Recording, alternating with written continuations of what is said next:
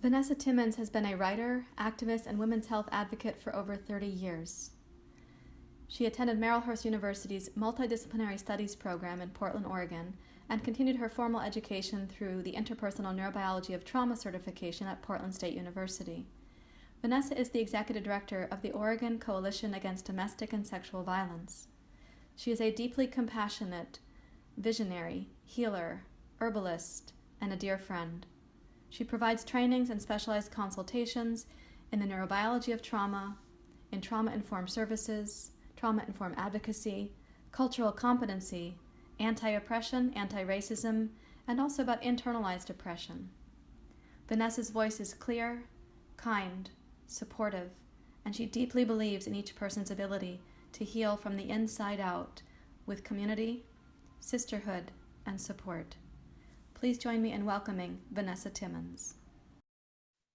Vanessa, thank you so much for joining us for this conversation. Oh, I'm so happy to be here. Thanks for inviting me. Yeah. We've had a friendship and a colleague relationship, and I feel like we're sisters on this path in yoga and social justice and healing and wholeness. So thank you very much. Me too. Me too. Can you start by speaking with our Hunger, Hope, and Healing community just about your own personal journey so they'll have a sense of who you are and how they can learn from your experience? Yeah, absolutely. And I'll talk a little bit about the book as well and how I met you, because I think that that's an interesting story. But I actually started doing my own personal journey around body healing very, very early, around my early adolescence. And at the time, I was trying to recover both my personal sense of identity. I'm a survivor of childhood sexual trauma. So I was trying to heal that, the trauma experience that I was having, but also at the same time heal my alienation from my own body.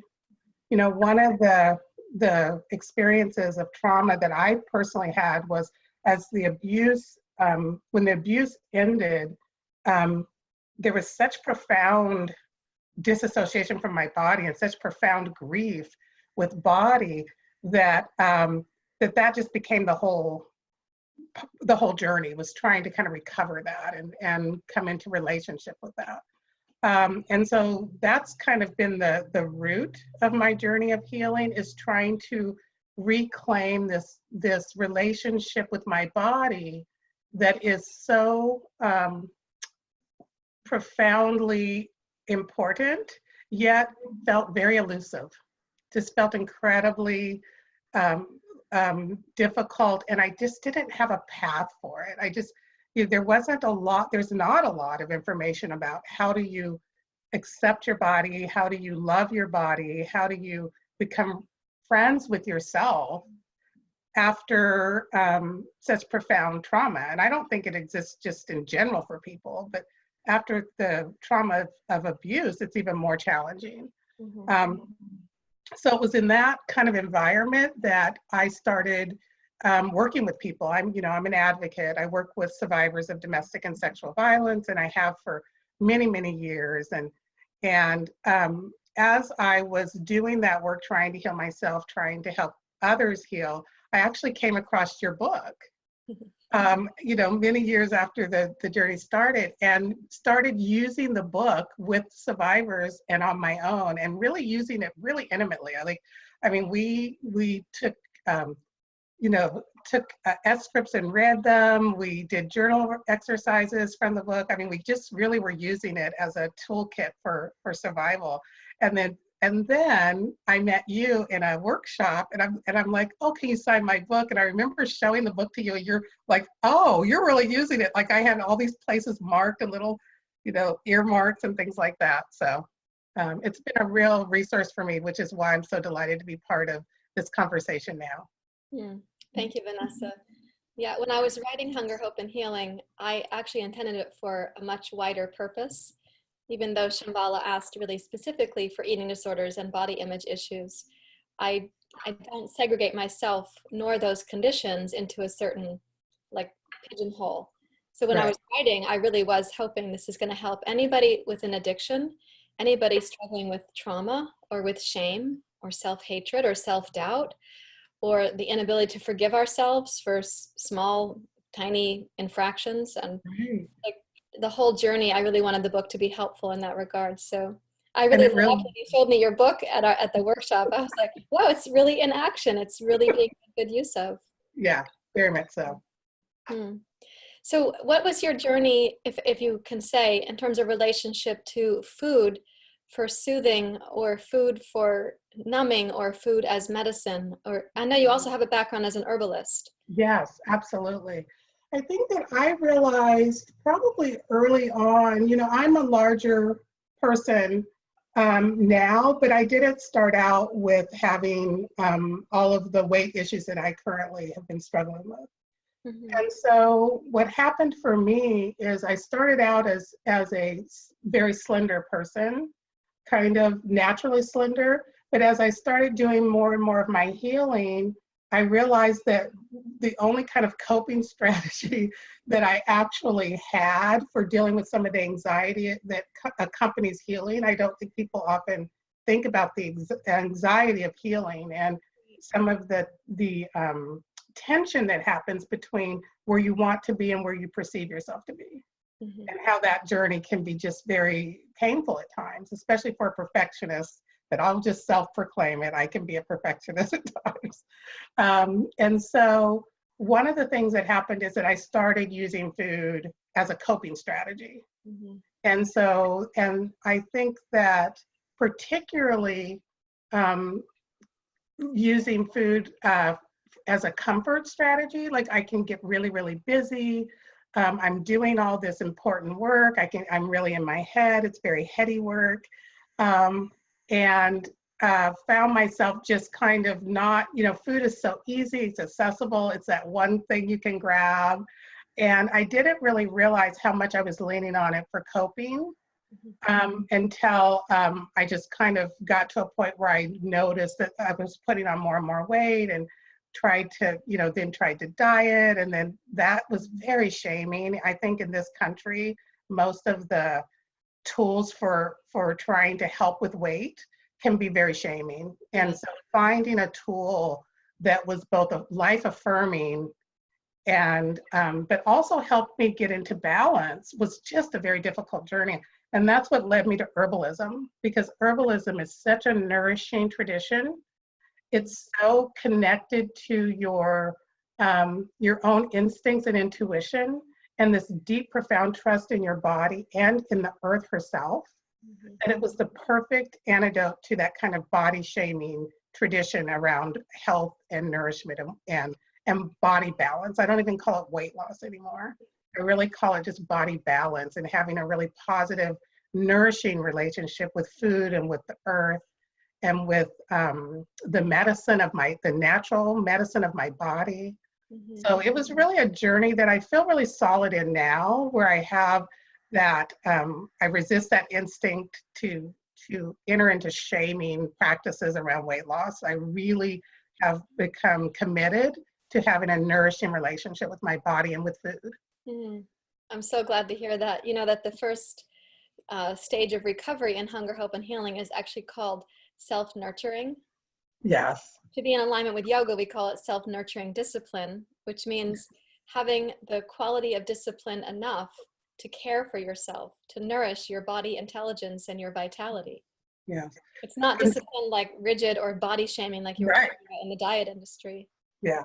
And it just becomes there's this perpetual loop that is very destructive. It was very destructive for me, where I'm trying to lose weight, and I'm measuring every success around losing fat or losing weight, and having this kind of cycle of success, failure, and then built into that this shame and lack of respect or trust or faith in my body.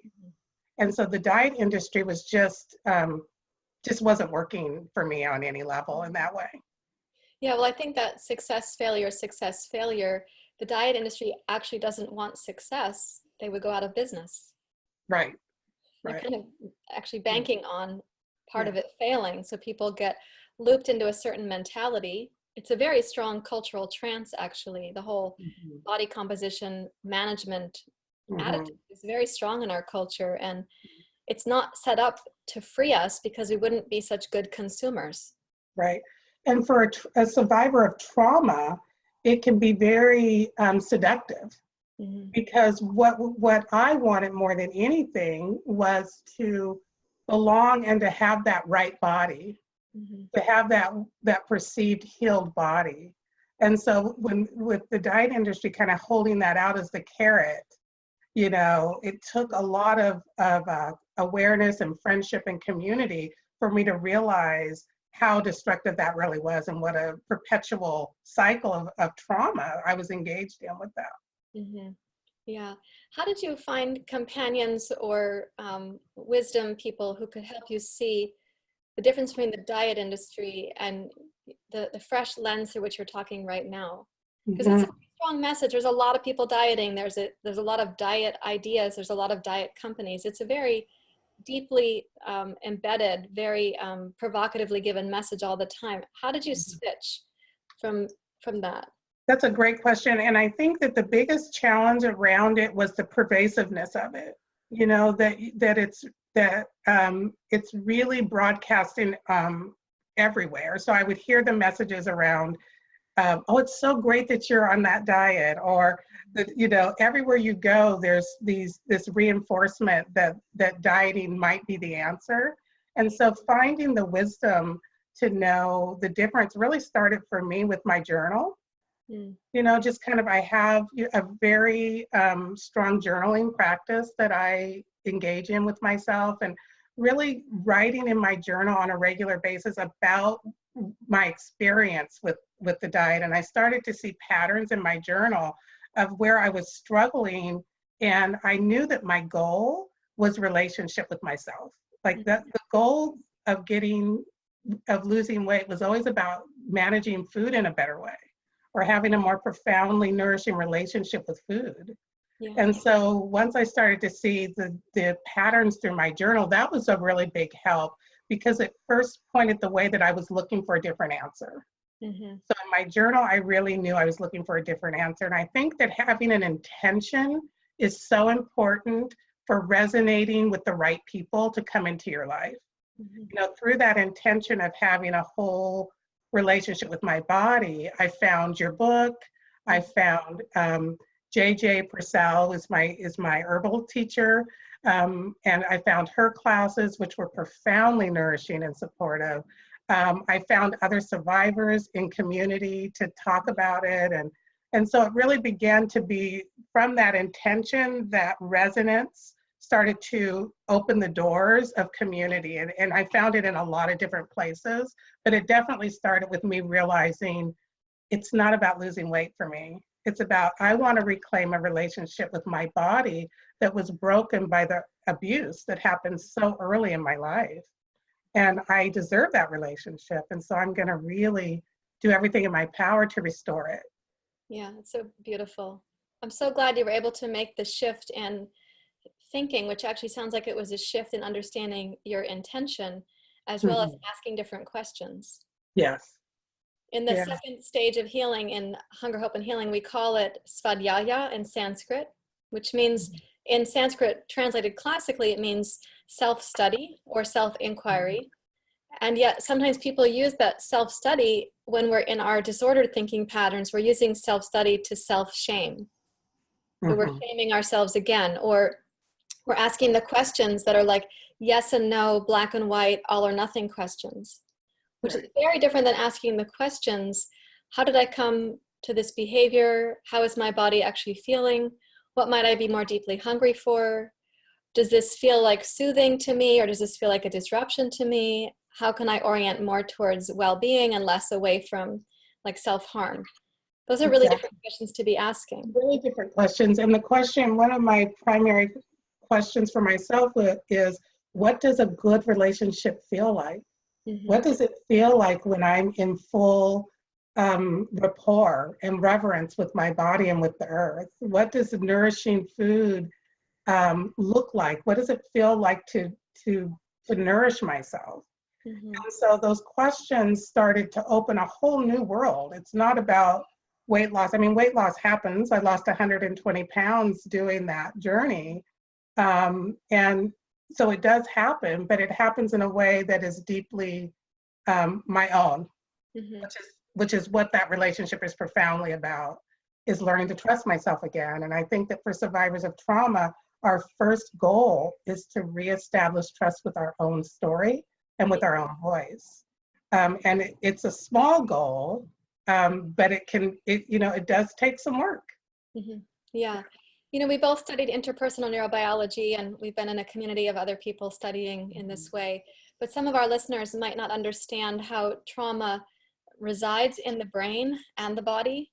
And how do you rewrite the story or come to understand the story or write a new ending or develop a new relationship with the story? Can you talk about that for a few moments, please? I can, and I think that the way I think about this, and having worked with hundreds of survivors, my experience is that that trauma embodied is difficult to heal by yourself, right? That trauma, once it's in the body, and I think trauma is always in the body, that it's very difficult to heal from this sense of thinking your way through it or talking your way through it. So when I talk about changing the story, it's not about changing the way you talk about the story. It's about recognizing where the story is in your body and giving it permission to change, right? Giving it permission to be re-experienced in the present. And so I feel like from a neurological perspective or from a healing perspective, it's really important to be able to be with others. One of the things that one of our teachers says, Bonnie Bondinach always says, we are wounded in and healed in community, right? Which means that these profound betrayals happen when someone betrays us. They're present, and when our profound healing can happen, there needs to be someone who can be a healing force be present. And so I think that one of the first steps for folks thinking about how to heal is to really think about who are the support people around you, and will they allow you to explore the trauma in your body in a healthy way. Does that answer your question, or give me some other ideas of what you were thinking about? Yeah, I want to clarify for anybody who doesn't understand that when we say trauma or wounding happens in community and heals in community, it can include one other person. Yes. It can be like a perpetrator and a perpetrated on a victim. There can be that, it can just be two people present there, but each of those people actually had a community that they came from. And to the extent that that's secret or isolated or not shared, both perpetrator and victim can go on with the same frozen story. So it happens in relationship, and we heal in relationship. We don't have to heal in the same relationship with the perpetrator. We can heal in relationship with new people who are able to be present with and kind towards and wise with our experience. So I just wanted to clarify in case somebody thinks they need a whole community, or they think, well, I was injured by one person, my trauma, my abuser was one person, but that is still relational according to the brain. Right, exactly, thank you. And I think that, while it can seem kind of complex, what I think it boils down to is that we really want to be, welcomed and seen whole by other humans.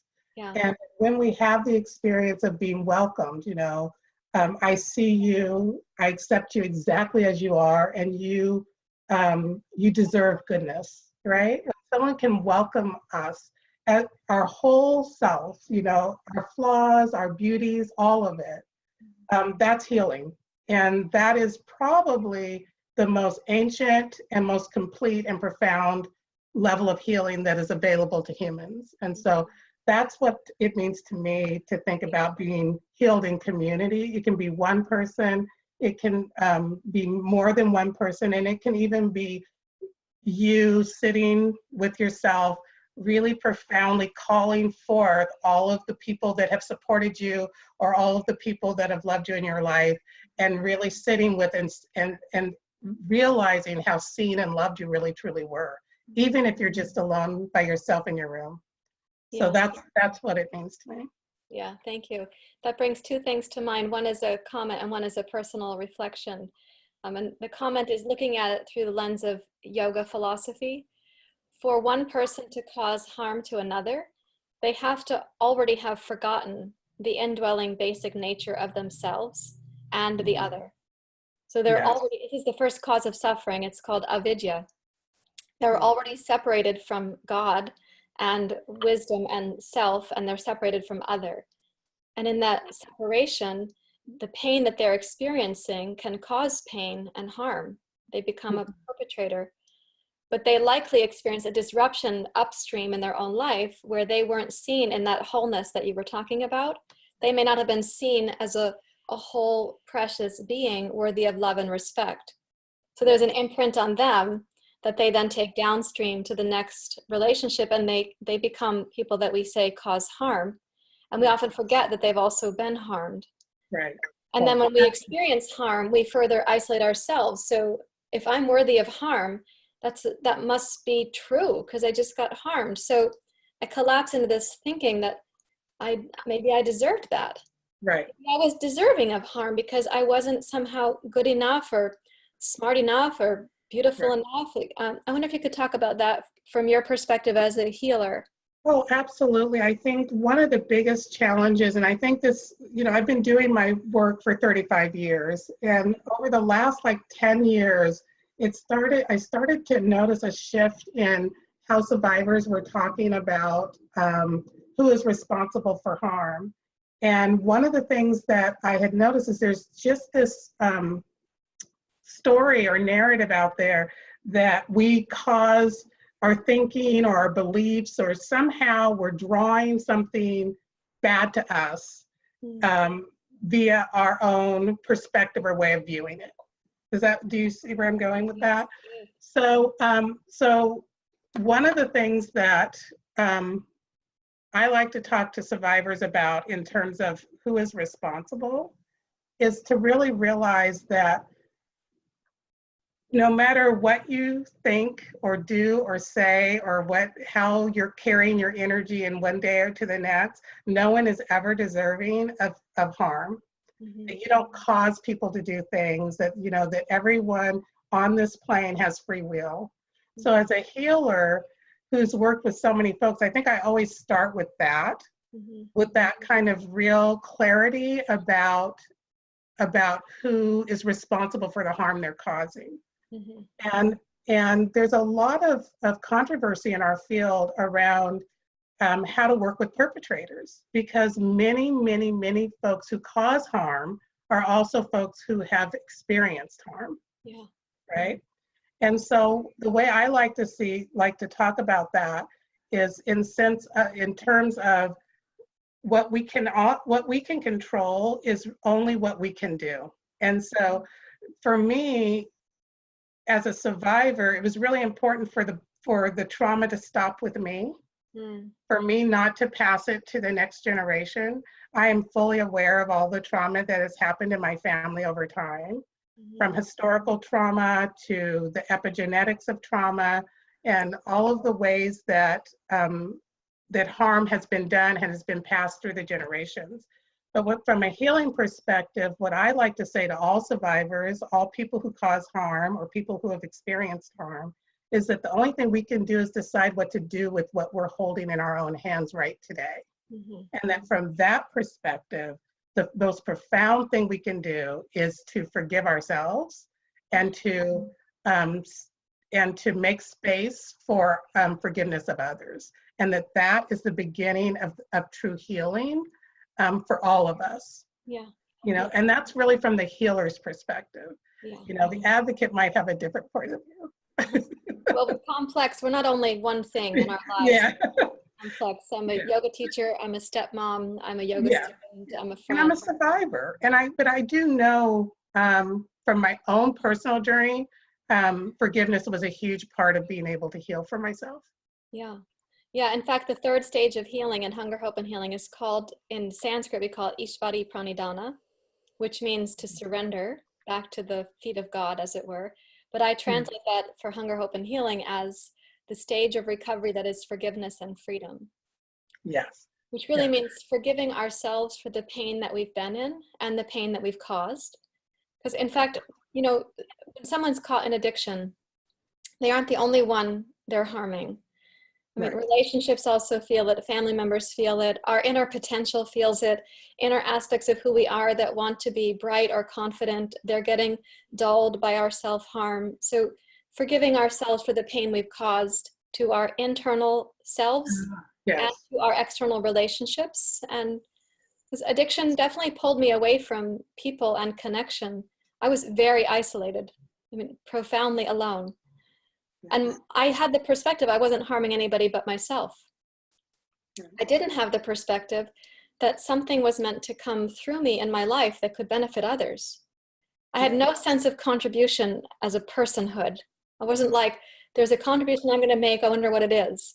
It was more like, I have to get myself under control, and the shame was so enormous that I was totally preoccupied by that. Right. And you can't think yourself out of shame.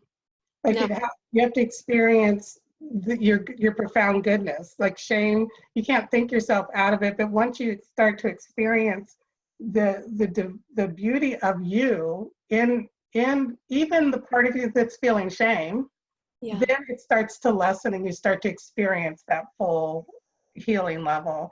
And one of my favorite definitions of forgiveness, and I wish I could remember who said this, but is that forgiveness is letting go of the belief or the wish that the past could be different. Yeah.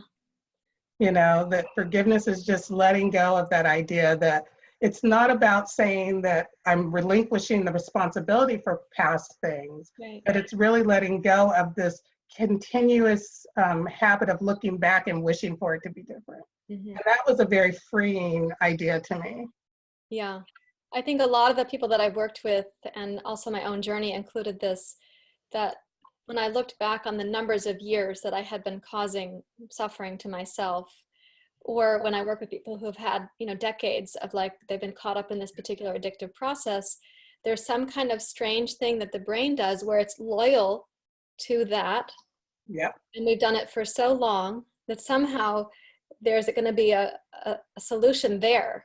Yeah, exactly. It's like a twisted form of wisdom, because there's a solution here to offer forgiveness to what has been. Yeah, and that letting go of that and realizing that you can be in the moment with yourself, accepting yourself as you are, but also accepting the future and the possibility that it can be really happy and connected to yourself and to your body, and to acceptance of yourself and your body. Yeah. Yeah. So this third stage I call freedom and forgiveness. And the freedom part is the freedom to become who you were meant to be when you're not burdened by the conditioning that we've been repeating. And yet I think it's helpful to recognize that human brains are often terrified of the unknown. And what we've known, if we've done our addiction for a certain amount of time, especially, and since they generally develop in early life, what we've known is this pattern that I keep producing, including the way I think about my pattern. Yeah. So shifting into recovery it requires us to get comfortable facing the unknown. Yes. And the only way for me to be able to do that was to trust myself. So you can imagine the challenge for a survivor where the last thing you've learned to do is trust your own self because of the abuse and the trauma. So it just became this really difficult idea of, I need to trust myself in order to take a step toward recovery, but I can't take a step toward recovery because I don't trust myself. And so setting that intention to trust myself was really profound and gave me a lot of freedom to grow slowly and surely into a more loving relationship.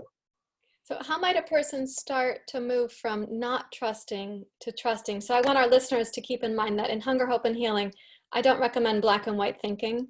It's not like all or nothing, like I either trust myself completely now, or I don't trust myself at all. So how do they make the small steps on that spectrum?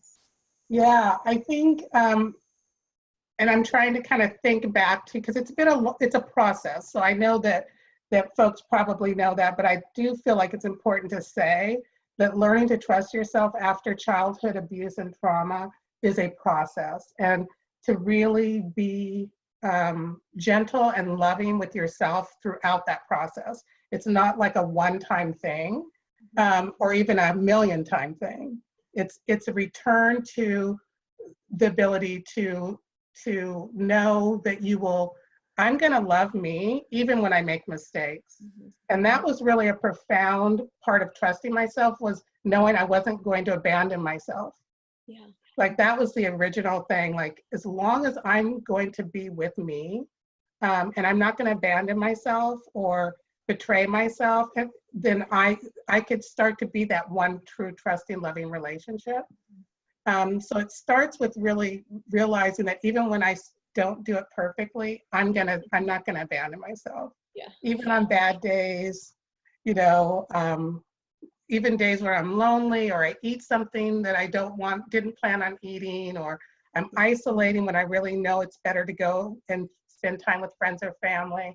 Even in those times, I don't allow myself to be shaming to myself. Yeah, that's so essential, Vanessa. I'm really glad you Yeah. said it, and how you Yeah. said it also. It's particularly, I'm also a recovering perfectionist, as I like to say. God, life is so much better without having to be perfect. Yes.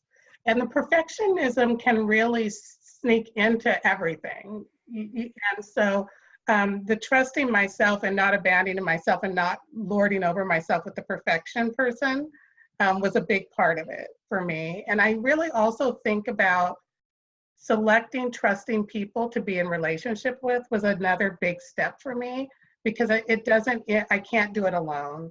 And so trusting myself is a process of not abandoning myself, and then really trying to have healthy relationships with people who are also learning to trust themselves and will support me in that process, and I can support them in their process. Yeah. So good friendships like we have, and I have a lot of loving relationships with other people who are also in recovery around body shaming issues, which is how I experience recovering from childhood abuse, is recovering from profound body shame.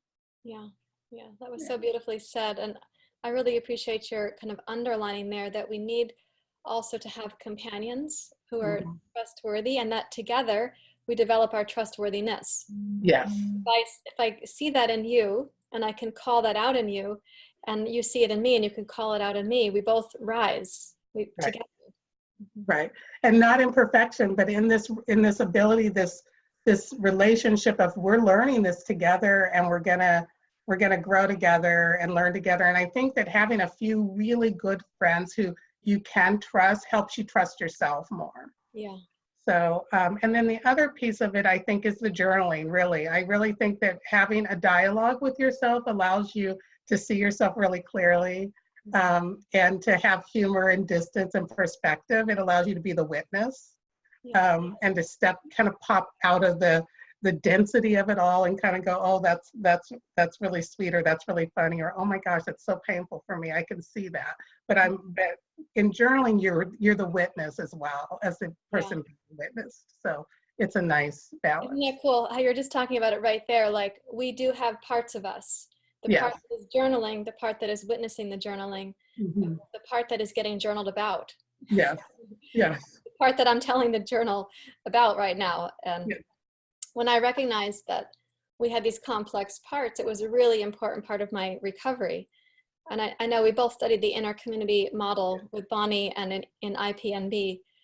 How has that been helpful for you to have a sense that there's an internal community, both auspicious and painful aspects? How has that been helpful for you in your recovery?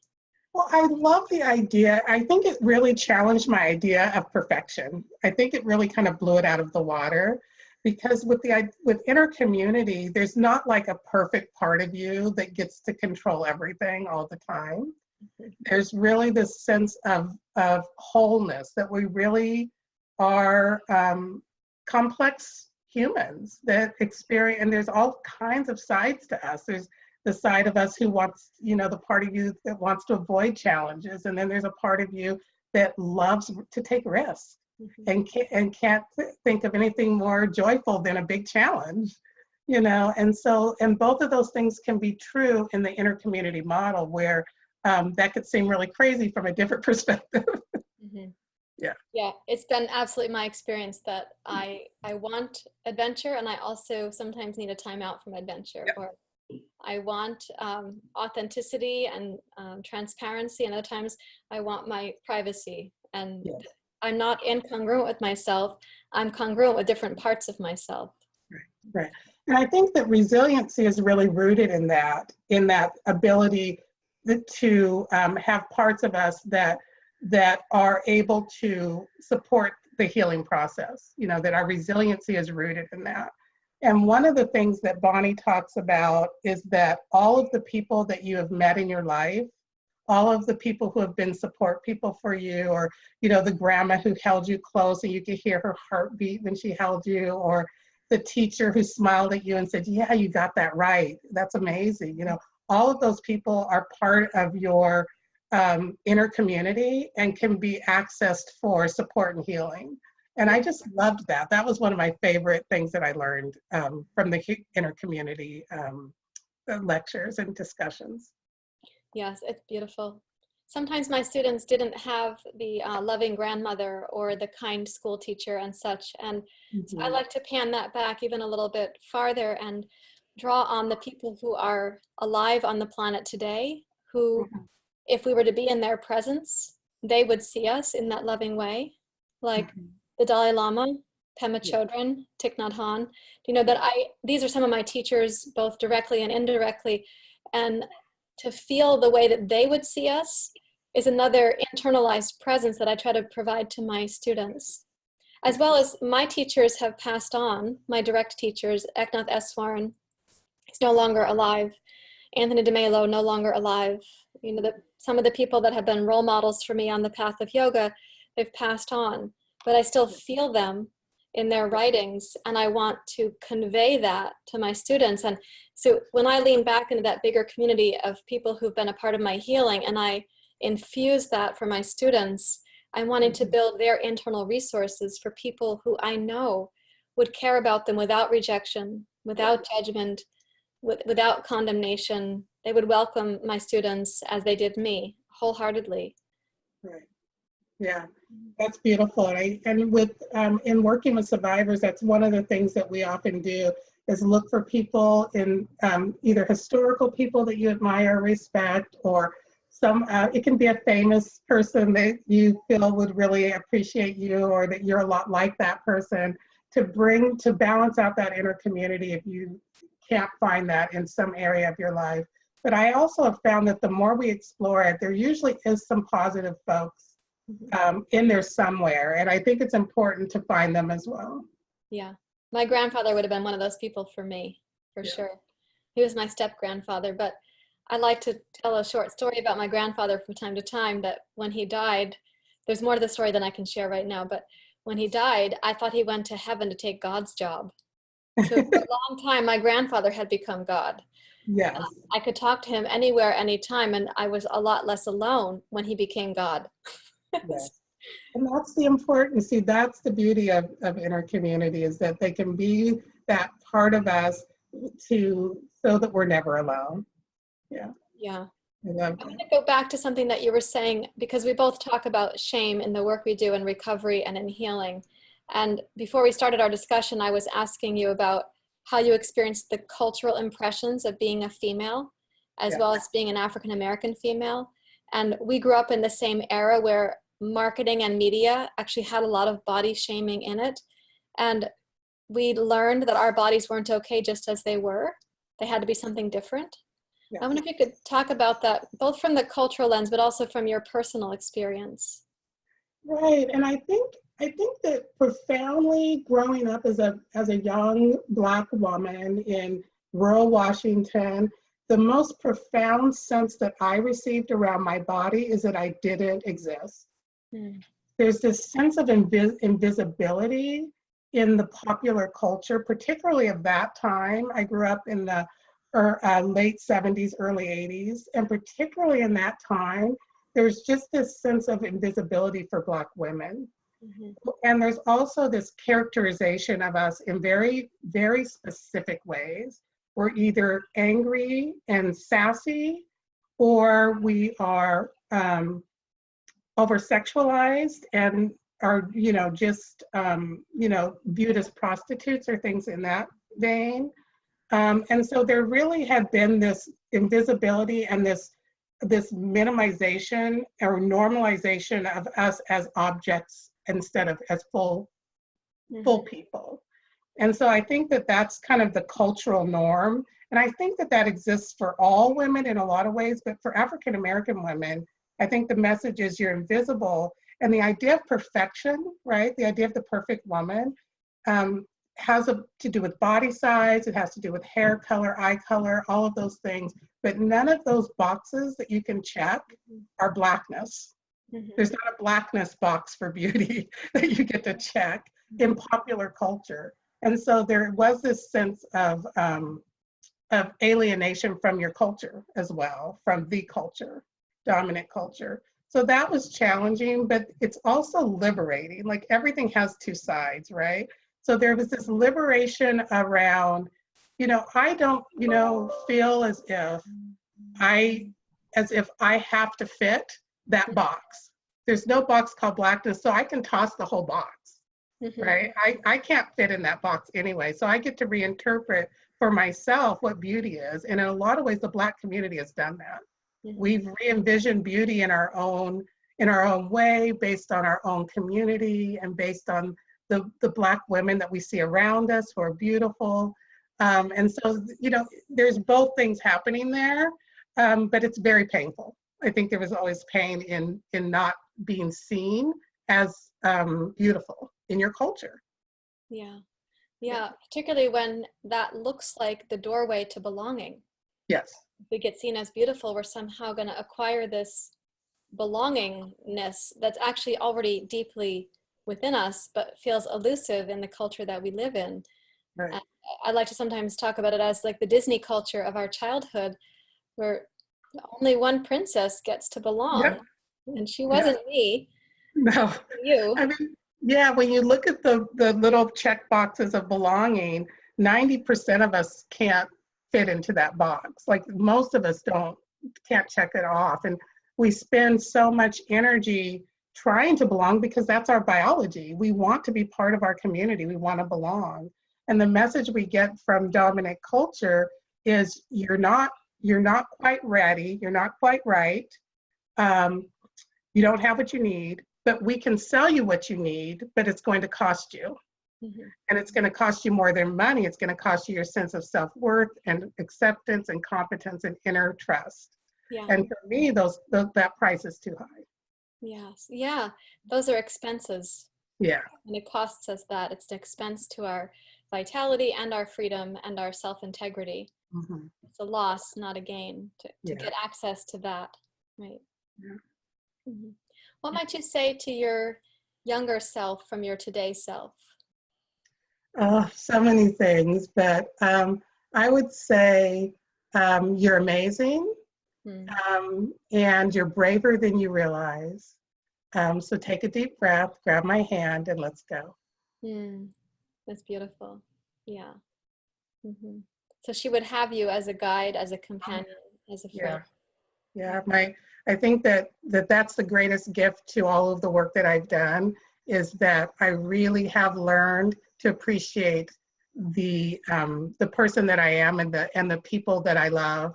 Mm-hmm. And so the journey is less difficult. Even when it's hard, I can feel connected to it and engaged in it and curious about it, and can lean forward toward even the difficulties. Mm-hmm. And they do come, for sure. Yeah, well, I think recovery allows us to be more in the world, though not of it, but we see more the human condition. We see the suffering. We may be called to act as you have been, as I have been. And sometimes the challenges we're going to face are enormous. It's like cultural challenges, huge challenges, not just a personal challenge. And the small personal challenges need the same quality of fortitude that we need for the larger challenges. And I sometimes think that my recovery journey helped me. It kind of gave me the strength and the skills. And I was like in the tumble cycle in the dryer long enough that it sort of smoothed out some of my rough edges, where I could be of service to humanity in a way that wasn't about me, but was also healing for me. Right. Because I really feel like what creates a healed world, and it goes back to whole and healed people, right? And being someone who is in recovery, connected with their self, open, curious, walking the path, can help change the world. It's no small thing to heal yourself. It's a huge benefit to the whole world when you are healed. Yeah. Yeah, we need more people who are awake, not more people who are asleep. Yes. Yeah. So if there were one more thing you might want to say to somebody listening right now who maybe she hasn't yet discovered her contribution, or she's not yet able to trust herself, or maybe he's not yet able to find food as medicine, or he or she can't yet feel like their body is intelligent enough to find its way with just a little bit of care, what might the thing be that you would say in closing our conversation? I really would say to, make yourself a beautiful cup of tea, turn on some good music, sit down with your journal and write some intentions for how you want to be in the world, and to trust those words on that page, and to find loving people who can support you, and to know that you're braver than you think, and that you can do it. Yeah. Thank you. It's spoken with such confidence and kindness, Vanessa. Yeah. I believe it. Yeah. Thank you. Yes. Thank you for being with us. Thank you. Blessings. Love.